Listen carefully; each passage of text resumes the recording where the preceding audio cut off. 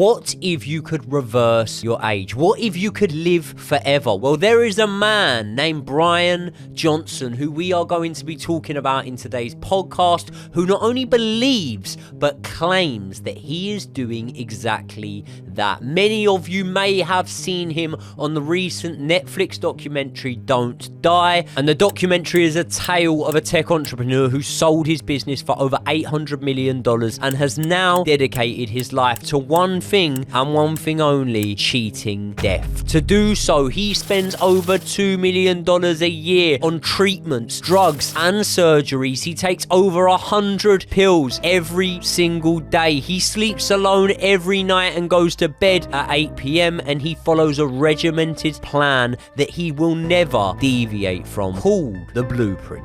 He doesn't drink alcohol, eat meat, smoke, or even allow himself a morning coffee. Sounds fucking boring to me, if I'm being completely honest. And he has a hospital built in to his own house where he runs dozens of medical tests each and every day. And he's even involving his family, with his eldest son joining the Don't Die protocols and taking part in his longevity experiments in what I found a deeply troubling way. So in today's episode, we are going to delve into whether or not this quest to live forever is even worth it, and explore the possibility that there could be something darker going on behind the scenes here. So I've seen a lot of Bryan Johnson. I've seen him on podcasts. I've seen the documentary, obviously, but I also see him all over my social media. This guy is a bit of a media darling at the moment. And the reason for that is because I think a lot of people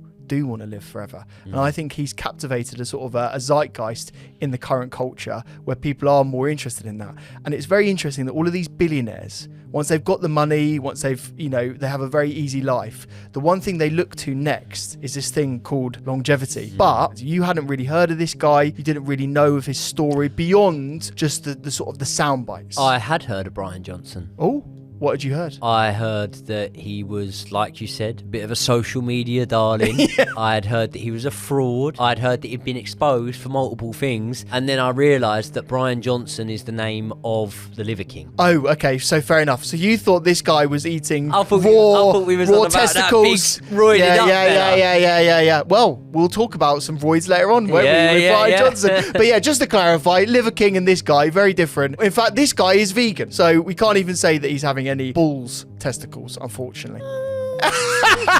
Open to interpretation. Yeah. Why don't we go all the way back to the start? Because what I think a lot of people never do with this guy, and if you click this video, you obviously know a little bit about him, right? Because his face is everywhere. You've seen the TikToks, etc., right? But what not a lot of people know is his history. And I think always when you're detailing these pieces about why people are the certain way they are, I think revealing someone's childhood is actually quite interesting in itself, right? So he was born in Utah. In his early life, his mother and father divorced. His father, as was detailed in that documentary, as you say, Don't Die, he struggled, didn't he? He had a bit of a drug problem. And the divorce seemed to have come really from that. Had a bit of a destructive mentality, as the old man did. He had a stepdad, but he didn't really have that father figure. So I think that's an important thing to initially divulge in terms of his story, because I think that's interesting when we think about it later on. But not only that, he was a member of the Mormon faith. Can you tell me, what's a Mormon? I've heard the word Mormon, but I didn't even know what a Mormon is. So a Mormon is a sect of Christianity, so like a type of Christianity. An extreme Christianity? Well, it was founded in the 1800s, I believe. There was a man called Joseph Smith, who you would have heard from the South Park.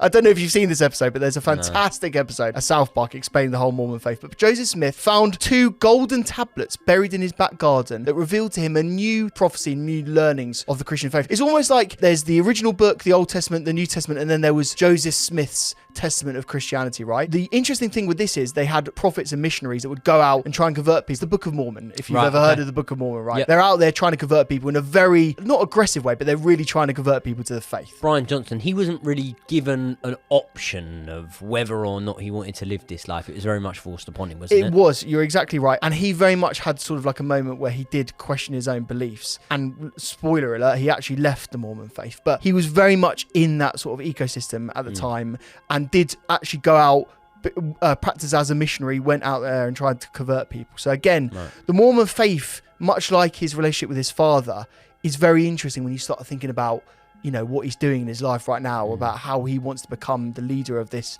sort of like, you know, what we're going to deem to be a cult, right? So spoiler alert, again, talking about cults a little bit too early. But we'll get into that very soon. So how did he go from a Mormon wanting to escape that lifestyle to a really successful businessman and entrepreneur? He ended up being a bit of a door-to-door salesman. So he went through and he was trying to sell sort of like finance packages to people. When he was doing that, he saw that there was a bit of a gap in the market in terms of like payment systems. So he found a company called Braintree, which ended up getting bought by PayPal. And we're talking a huge amount of money. We talked about it earlier on, $800 million he sold this company for, which meant he pocketed personally $300 million. Don't find that down the back of the sofa, do you? So overall, this is actually quite a heartwarming story right now, isn't it? A man that started in very humble beginnings, a man that worked his arse off, found a gap in the market, created a tech company, worked so hard that he sort of had a lot of ill health, you know, put on a lot of weight. There are images of him where he looks really, really unwell. And in the documentary, he not only says that he was physically unwell. Oh, what are you saying? I mean, you say he looks really, really unwell. Are you saying, Joey, that you think he looks worse now? Listen, you're a disgrace. people in glass houses, I'm not going to throw no stones. I'm just saying he looked a lot more normal back then, let's say that. Well, I think that's harsh. And can I also say, you said he pocketed £300 million, yeah? $300 million. $300 million. I can think of better ways to spend it. Go to Vegas, mate. And this is the ultimate dichotomy of what we're going to be talking about right now. Sorry. You would be out there, right? You would be out there right now. You had all this money, and Joey's first thought is, let's fucking go to Vegas and have a fucking brilliant time. This is why this episode's probably going to be interesting and probably going to make me look like an idiot at the same time. I could not be further away from this man, could I? No. I mean, the only thing we've got in common is a little bit of fitness. And I'll tell you what, bear in mind of his age, is probably fair enough, but I'd absolutely smash this fella in a 5K, wouldn't I? I'm not sure. He's very fit, mate. He works out every day. He's got very good cardiovascular. In fact, the cardiovascular system says of an 18-year-old. You think this guy beats me in a 5K? you think this guy can do a sub 25K? I would, mate, sub 18 5K. Fuck off. Yeah. No way. I would. By the way, I would pay to see that race. You know, Misfits is a big thing and boxing is huge right now. Maybe we need to just bring in influencer athletics. Or we just have a Misfits boxing fight. That's the way we would really you win? settle the score. It's a bear shit in the woods. So yeah, he thought about how was he going to fill his days, and ultimately he started this protocol called the Don't Die protocol, and he followed a plan, a nutrition plan called the Blueprint, and that is where the documentary comes in. We've seen his early life. He's transitioned from, you know, a Mormon door-to-door salesman, unhappy with his life. Then he got rid of his faith. He moved on to this tech entrepreneur system. He sold that, and now he has devoted his life in a way that I've never seen anyone. Like, he is obsessed with this plan, obsessed with living together. And it's interesting, mate. He says he's not afraid of dying. Do you get a sense? Do you agree with him? I don't believe him. Do you want my honest opinion? Go on. I don't know. I think the fella speaks a lot of shit. Do you know what I mean? Like, ooh. I think that what is more important, in my opinion, from the small snippets that I've seen, the documentary that I watched, what is more important to Bryan Johnson? Being young or looking young? Are you saying he's had some work done, Joey? Fucking hell, mate. Look at the fella. Look at the fella. That ain't the result of weight loss and putting some lights on your face every now and again, or once a day or whatever. The fella's had some work done. But you're saying he doesn't look that good. Eh? You're saying he doesn't look that good. What, you think most people... Jackie Stallone didn't look great. She had a fucking enough work done. What, did Pete Burns give you an hard-on? What a youthful looking chap Pete Burns was. Having work done doesn't necessarily mean you're going to look that good. But I don't know. I just think that he came across as someone with a very, very highly inflated ego. In my opinion, and I think that appearance had a lot to do with it, and that was one of the first things that stood out to me when there was so much about, you know, I'm focusing on a way to grow my hair back and stuff like that. It's like, yeah, I mean, you might be saying that, but at the same time, you've probably just gone and had a hair transplant. Yes. And secondly, it's like, well, hold on. I thought the whole mission, you're skewing the lines here a little bit, mate, because I thought your mission is to live for as long as you possibly could. Not to look like. To look as young as you possibly could. So with the alarm bells going off in your head with the ego side of it, that there was something a little bit darker, you know, underneath the surface with this guy. Or do you just think he loves himself? No, the alarm bells started going off when I saw him sitting cross-legged at every given opportunity. And I kind of thought like, oh, you know, you're in your home, it's a meditation type thing. Mate, I've gone on YouTube and watched him on a podcast of Logan Paul. They're both sat there normally, Logan and Matey, the fella he does it with. Yeah. Bryan Johnson's cross-legged like he's a kid on the school mat again. So wait a second, you're telling me you don't eat dinner cross-legged? No, it's weird. Apparently that's quite good for you. Do you want to know one thing that Bryan Johnson says is a key indicator of longevity, how long you're going to live, is grip strength. I thought he was going to enjoy that. So he's bashing the bishop regularly then. So Joey, by the way, is going to be going out there right now and he's going to be sat home just going, I'm living to 150. You can fucking believe it. Yeah. No.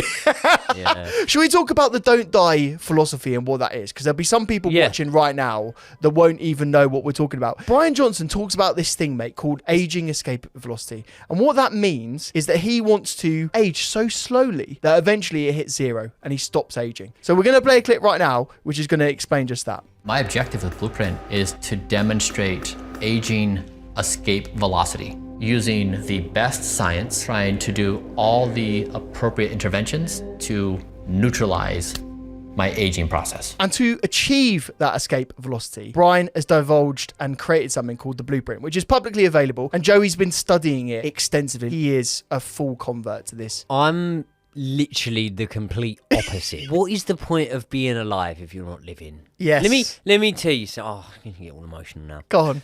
So, my nan, right, and I've spoke to you about my nan loads of times, right? My best friend in the world, right? My nan had a stroke, right, and it turned her into a vegetable, more or less. Yeah, she was in like a vegetative state and whatnot. So she could communicate in terms of like nod her head, and she could say the word yes. And for some reason, I don't know why, she could say the word biscuit. But that was it. Okay. Yes and biscuit were like the two only words she could say. She lived for, what, 6 or 7 years, 6 years or so after she had that stroke. And we were able to get her out of hospital, and we arranged for her to be able to go back into her house. And it was like obviously she had 24-hour care and whatnot, but, you know, we were able to avoid having her put in a home and stuff like that. And that thing of living in a house and stuff like that, at first it was really like, yeah, you know. And as time went on and you see the lack of progress and whatnot, I if I could go back, ideal world, my nan would have never had that stroke, obviously. If I could go back, I wish she had died that day, rather than living that 6-7 years. And it's funny, I was talking about that sounds awful, by the way, but it's for me, it's like it's quite a personal experience, quite a traumatic thing of my life, that period, you know what I mean, having to see my nan like that. That's why I'm always saying that, you know, life-wise, sometimes it's quality over quantity, you know what I mean? And it's funny because, you know, Derek, the Ricky Gervais series, I remember watching that, and obviously it resonated with me because of the experience of my nan. Also, my granddad, my nan's husband as well, like, he, through his last 8 years, had Alzheimer's, and he had bad Alzheimer's, and didn't know who any of us were and stuff like that and whatever. And I remember I was watching Derek once, and there's an old guy talking, and he said, yeah, you know, he said, you can stop having a drink, and you stop smoking, quit booze, you might live another 5 years, you might live another 10 years if you're lucky, but they're the worst 10 years.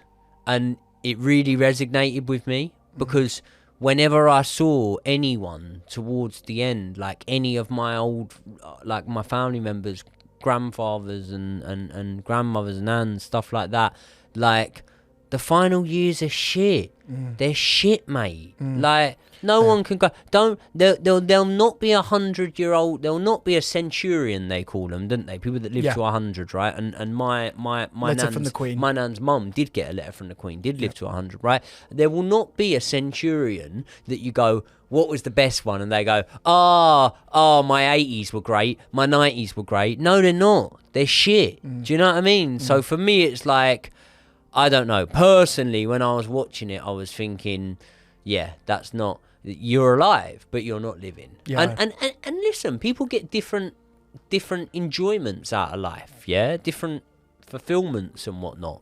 But for me, it isn't the way that I would want to live my life. If you said to me now, you know, I'd love to live to 80 and have a fun-packed life. But would I rather have had 20 less years fun, but I get to live till 95? No, I don't think I would. Do you know what I mean? To play devil's advocate for Bryan and what he would say to that, which is an incredibly personal experience. And do you know what? Like, this is the ultimate dichotomy of what we're saying. There's a lot of people that do say this to Bryan. Like, why would you want to live forever with all the pain and everything that causes? And his point would be, what was if I could lower your risk of stroke, or lower your risk of heart disease, or lower the risk of Alzheimer's? How much is he spending a year on doing this? Only a cool £2 million a year, Joey. Okay. Yeah. $2 million. So it's available for correct everyone. you, $2 million. Yeah, $2 million, you're right. But yeah, brilliant, that's fine. Do you think most people in the world can afford to spend about that? No. Okay, let's go into another line of conversation when we talk about Big Pharma and whatnot. Does the planet Earth need people to die? At the moment, yes. Yeah? With the amount of people that we have. Let's go 100%. Go into conspiracy theories. Oh. Are you going down the depopulation route, are you? Well, yeah, I do believe in that. And do you think that there aren't medical enhancements that are already there that are maybe being kept from us that could enable people to live a little bit longer, but for the point of depopulation and stuff like that, and the point of the planet, do you not think that there are already these things? So what I'm saying is, in my opinion, everything he's doing, and I get we're going to get back onto this, but this is just where it doesn't sit right with me. In my opinion, everything this fella's doing is fucking pointless. Yeah. Well, let me go back to the don't die protocol just very briefly, mate, because what Bryan said is that 90% of his plan is as simple as these three things: diet, exercise, and sleep. What he's saying is if I can regulate my diet, have a very limited amount of calories, if I can sleep 8 hours a night and make sure that's restful sleep and really good, and then if I can exercise and perform at my best in a non-harmful way, so he's not running marathons, he's doing, an hour of exercise a day. And that's why he doesn't run a 5K quicker than me, by the way. Yeah, because he doesn't want to get his heart rate up too much, mate. He'd be very worried about that. I mean, I've seen your heart rates up there. You're getting 220 at some of those heart rates because you just push yourself. I think you push yourself too hard sometimes, to be honest with you. Too hard on myself. Yeah. So that's his plan. So basically, yes, we've mentioned some negatives there, but I think actually, for now, the overall premise of what he's trying to do is relatively okay. What he's saying is live well, eat well, make sure you sleep. I want to then try and make people live better lives, healthier lives, which means they're healthier in older age, which therefore gives them a better quality of their overall life, right? I don't think anything in that is incredibly negative. No. So far. And the studies and whatnot that he has done would show that he has got a lowered age, hasn't he? In terms of his biological age, and in terms of his aging rate, he's actually aging every year only at 0.6 years. Okay. So he's slowed down his aging rate by. And is that slowing by the year, or is that just showing that each year he? No, actually, he's bringing that number down. So I think when he first started the protocol, it was like 0.9, 0.8, and he's actually brought it down. Okay. And like I said, the term escape velocity means he wants to get to 0. Now here's the problem. Yeah. When you said that he was fat and out of shape and living a bad life when he was running businesses and eating junk food and on the road and all that, he wasn't doing these measurements then. Some people, right, and I'm going to give you an example here, and again, thick man's logic, I'm going to come across as an idiot and whatnot, but whatever. I was a boxer for 5 years before lockdown hit. All of my mates at the times were drinkers. I was the only one that wouldn't touch a drug or anything like that. Wasn't a smoker at this time and whatnot. Well, I'm still not now, but Do you remember everyone got obsessed with 5Ks? Yes. Yeah? Some of my mates were smoking me on 5K times. And these lot are up till 5 a.m. in kitchens, smoking fags, bags and doing whatever else, yeah, and a week into lockdown, they're getting better 5K times than me. And I'm like, hold on, I've dedicated my life to boxing for the last however many years. Now, is that because I wasn't fit enough and wasn't training enough or whatever, or does it just come down simply to some people have a better genetical makeup when it comes to these things? So if you had have tested him back in the day when you were saying that he was running these businesses, eating junk food on the go and stuff like that, who's to say that he wouldn't have had a younger age on these tests than he actually was at the time even then? So true. Do you know what the thing that he would say back to that would be, he tested himself when he first went into the protocol, and his biological age was over what it should be. His physical health wasn't good enough. Like, there were lots of markers, like his cholesterol was high, his blood pressure was high. He's reduced all of those markers. And the blood pressure, the cholesterol, those are indicators of heart disease. There's no way around that. Do you know what I mean? But like you say, mate, there are empirical measurements of your health, but there's also how do you feel. Now, the thing that's different with him is those boys that you were doing 5K races against, that were beating you, that were doing all of the, you know, the drugs and the smoking and whatever, right, the boozing, they might have been really happy. But the thing that he says is he wasn't. Yeah, so fair enough. So fair if he wasn't happy, but we've got to talk now about the dark side of this, right? We've mentioned some things here, but there are quite a few things that we need to go through, right? And I think the first thing that I really wanted to run past you in particular, because you've got a lot of expertise in this, is supplements. Have you heard how many pills this guy takes a day? Taking about 100 a day? He takes 130 pills a day. Now, while we're talking right now on screen, we're going to have all of the pills listed that he takes every day. I had a look through this list. I think I'm taking about 3 of these supplements. I'm taking ashwagandha. Have you heard about that? Have you heard it? It's any good? It's a mushroom, isn't it? Do you like it? It's a root. Haven't had loads of experience with it myself, but I've heard good things about it. Ashwagandha is one of those things, it's scientifically proven via lots of metadata to reduce your cortisol. Okay. So it basically helps with anxiety, stress, and also helps inflammation in the body. So that's one thing. If it's got the data behind it, that's one thing I'm immediately on. Creatine I take. Do you take creatine? Nah. Do you not? Nah, you'd think I would, wouldn't you? I would think you would. 100%. Yeah, don't fancy it. No, I don't really take creatine, no. I think creatine is one of those things. Again, it's been proven to help muscle gain, and also cognitively it really helps. One, I don't need to gain no muscle. I actually need to avoid gaining muscle. There you go. The main thing that I used to take creatine for back in the day when I used to lift weights and stuff like that was for my recovery, so I could be fresh enough the next day. Yeah. Now, to be honest, luckily enough, thanks to yourself and the YouTube brand deals you get me, I can pop across the road from where I live and have a nice hour-long Thai massage and relax myself and whatnot, and that's my thing. When you're looking at this For list recovery, of pills, when you're looking at this list of pills, you're looking at it and just going, what the fuck is that? Yeah, I mean, I'm probably better off just telling you what I take every day. Yeah, go on, tell us. I think a lot of people will be interested. So let's say, for example, at the moment, for obvious reasons that we're not going to go into, I'm taking naproxen and ibuprofen every day. Yeah. Good for inflammation. Mm-hmm. I take lion's mane every single day.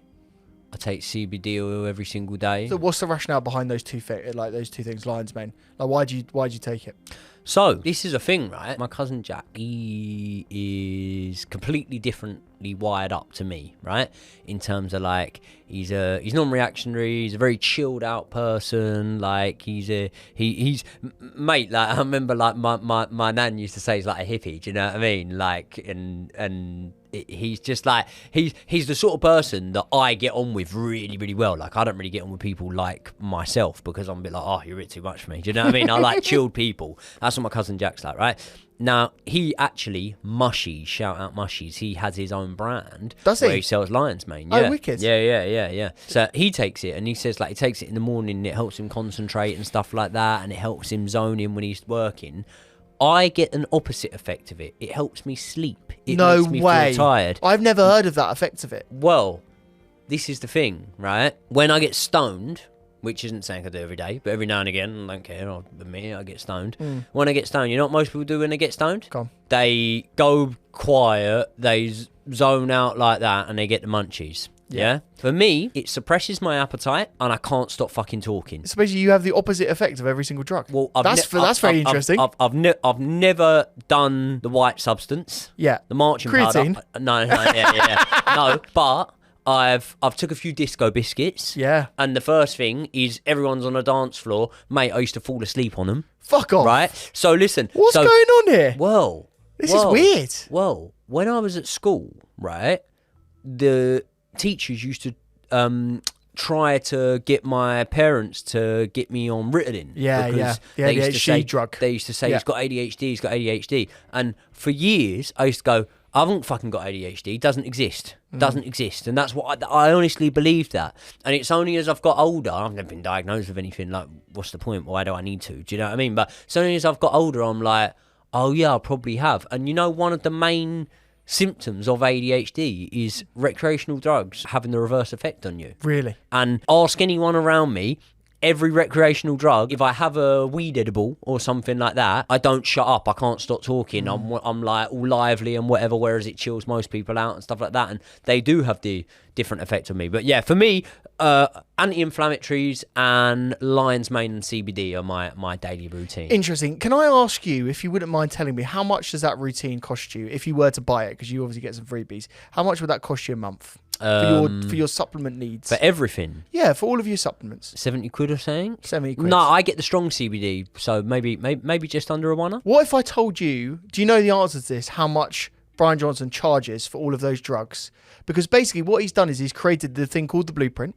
They are a set of products, which you're thinking influencer products. Oh, the alarm bells are ringing. Oh, someone's just doing this. We've seen it with Stephen Bartlett. We've seen it with all of his claims. BBC World Service doing an expose on this guy making false claims on his podcast. Oh, wait, Bryan Johnson has also got a media presence. Oh, wait, suddenly he's got all of these products coming out. He has, within this Blueprint stack, I'm just going to tell you now, there are 8 different products. Essential capsules, a longevity drink, some soft gel gummies that you can have. They are another set of pills which are antioxidants, some olive oil, blueberry and nut mix, a protein powder, and some garlic and rice pills, because you need them in pill form. Oh, obviously. yeah, fucking hell, you need them in pill form. That was quite a mouthful to say. It's quite a mouthful to swallow them. Guess how much that is a month? Something silly, probably like fucking 250 quid a month. Something silly like 250 quid. It's 400 quid a month. Fuck. Oh, and by the way, you For can olive oil, Yeah, you yeah. can go down the shop and get that. You can save 7 quid a month if you buy a 12-month subscription. Oh, well, that makes it all worth it. Yeah. So you're talking about £5,000, nearly £5,000 a year on supplements if you go down this plan. I would say But you're going to live longer. you're gonna live longer, And it's proven. And also, if you make money, then you can live longer. Just enjoy it, mate. It's all about making more money. That's what Bryan Johnson. Does he drive a car? Does he drive a car? No, can I? No, No, seriously. that's a good question. I bet he gets driven. Is that better or worse? Well, it's worse because you're not in control of the wheel. Yeah. Do you know what the documentary Has made he had? me say? Has he had the? He has. He has. I looked this up. He had has- the old Moderna. He's had the Maxim. Yeah.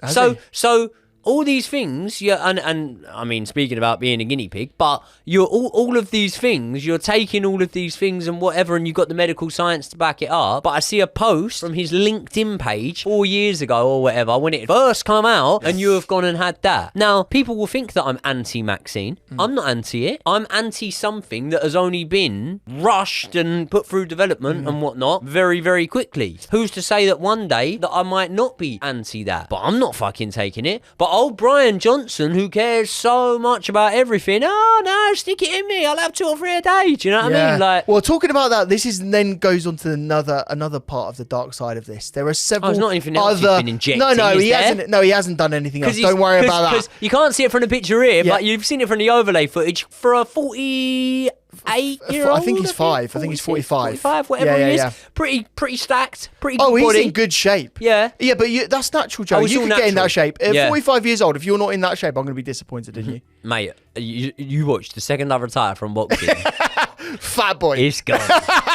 No, there's other stuff, right, that we have to talk about. We have to talk about some other injections that this man might be taking. We saw in the documentary, he was doing gene therapy. Something which has been studied, something that has some clinical trials, but definitely doesn't have that much data behind it. So not only is he taking the Maxim very quickly, mate, he's also taking a lot of other therapies. And he's basically being a bit of a guinea pig for himself. Now, if your ultimate objective was living for as long as possible, would you not want to take therapies that you knew exactly what you were taking and exactly the results? Well, doesn't that then lead you onto the chain of thought that this isn't his ultimate objective. It's a great sell. It's a great sell. But I tell you what else is a great sell. The fucking thousands of shipments each month of his products that he's selling at an extortionate rate. That amount of money really surprised me how much it was a month. No, Do you think it is as simple to say that it's a grift?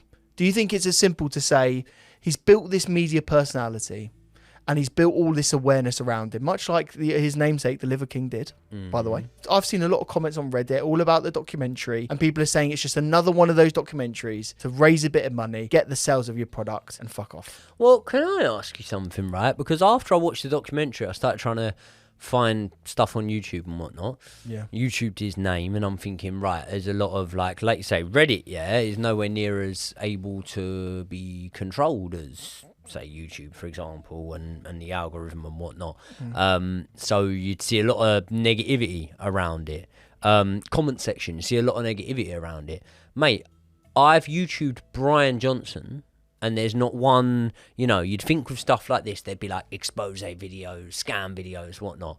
And I'm like, oh, there's no one really challenging him. And like, not only that, every single thing that's coming up is coming from his channel. And I'm thinking, well, but there will be ones that should rank a little bit higher because they've got more views that aren't coming from his channel. Conspiracy theory-wise, I'm going down this route here. Obviously, the podcast that he's gone on, I think Impulsive, other podcasts like that, they were coming up, Chris Williamson.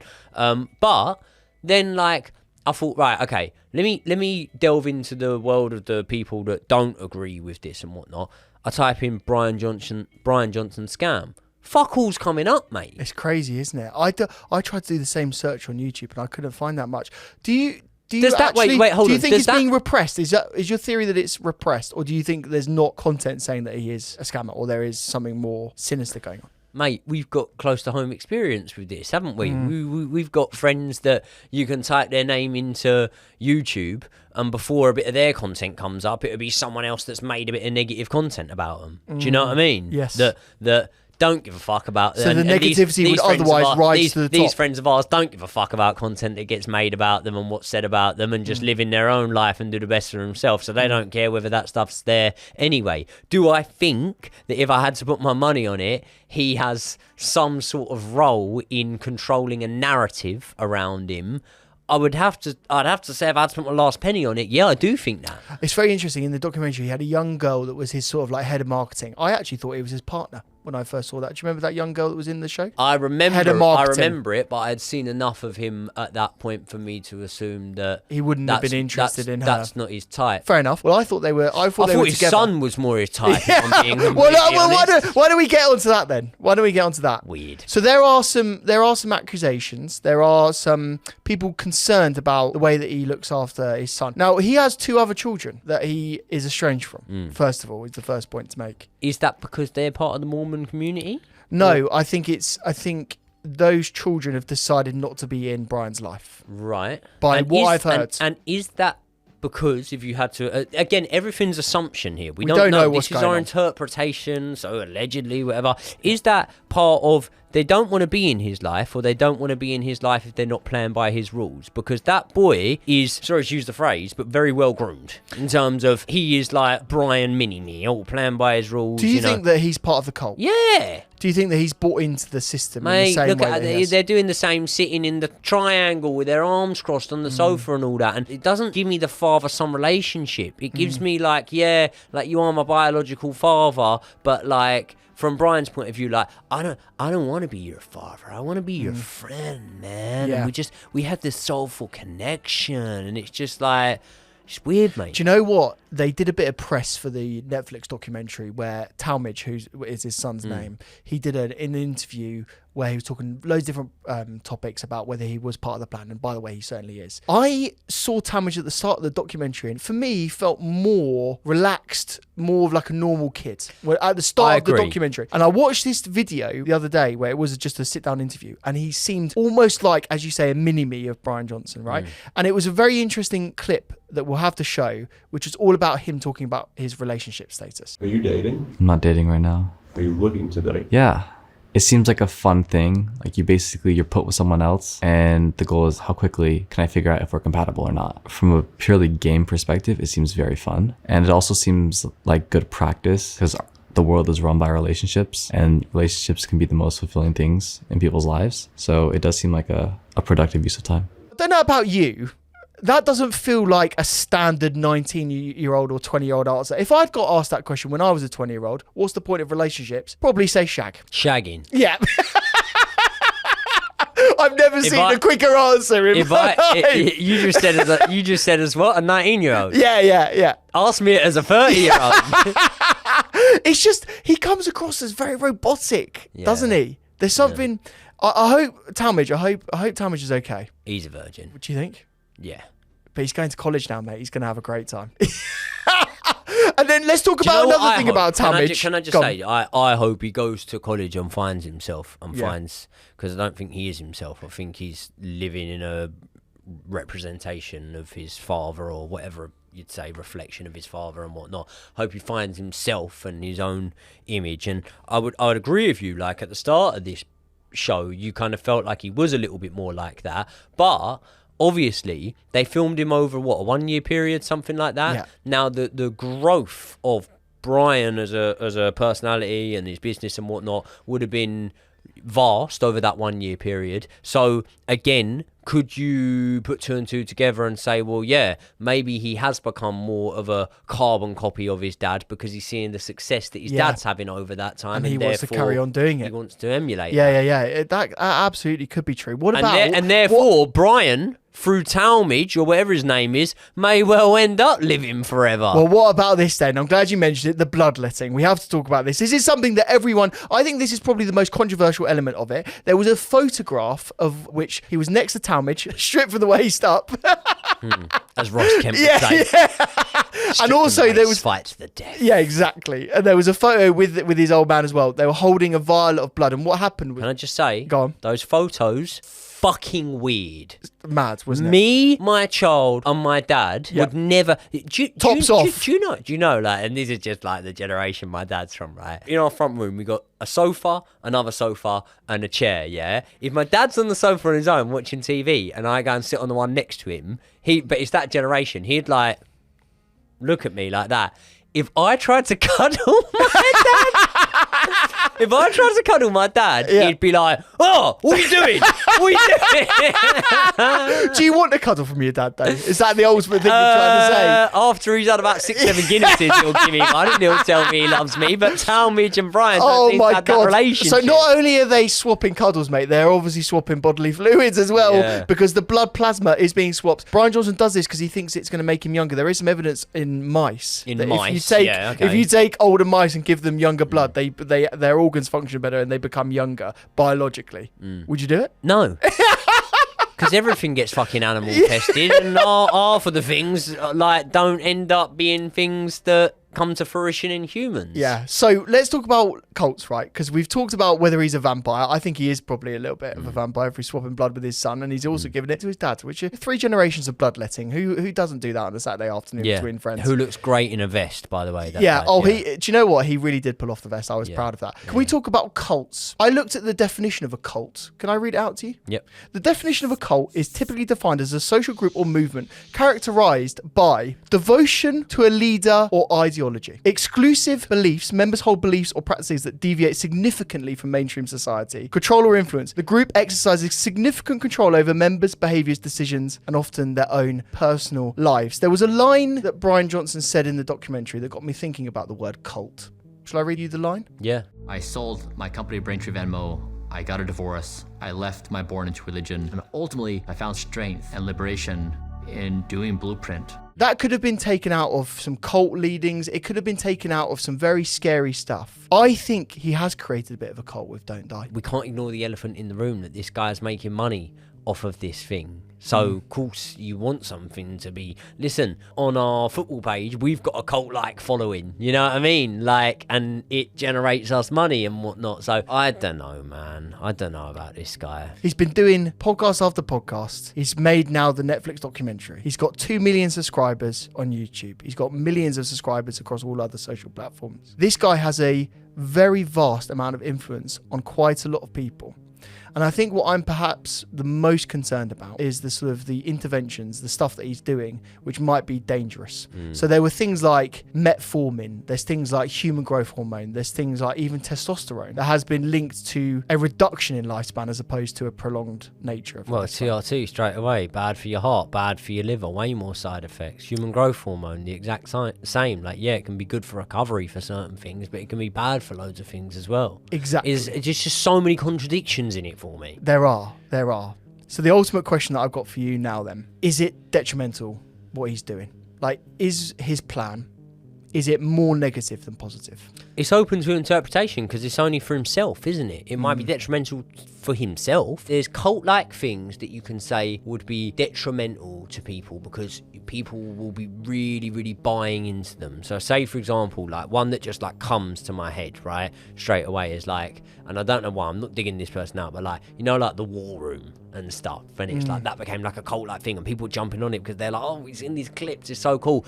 I don't really think anyone's doing that. I understand he's getting bookings for these podcasts, but I don't think that he's catching on like that, Bryan Johnson. So I don't think that it's going to be detrimental to the greater public, but maybe to himself. But what I'd like to ask you, the question is, would you like to live forever? I'm going to do my biggest confession of the entire show. I think I'm in the cult. You're in the cult. You'd like to live forever. I think Bryan Johnson's doing good stuff. I think his approach of being a guinea pig for himself is enabling science to go on. Even if 80% of it is true, even if 50% of it is true, I think the actual scientific data is going to allow some people to live longer, have better lives, and actually have better elderly existences than they otherwise would have.